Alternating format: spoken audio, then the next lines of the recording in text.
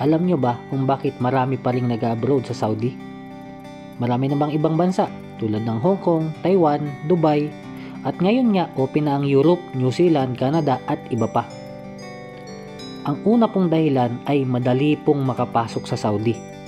Opo, hindi mahigpit sa mga requirements. Saka skill-based talaga ang interview nila. Kahit hindi ka mag-aral ng Arabic at kahit Carabao English ka pa, basta magustuhan ka ng employer, pwede kang matanggap. Tapos, meron ding no placement fee or sagot ng employer ang placement fee mo.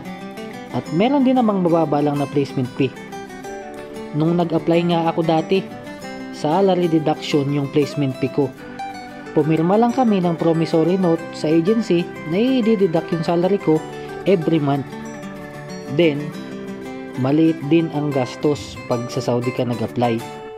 Ako nga, medical, tapos pamasahe lang pagpunta sa agency, pag-interview, tapos yung pagbigay ng mga requirements, yun lang. Tapos, mabilis din ang proseso nila. Kaya, marami talaga ang OFW sa Saudi.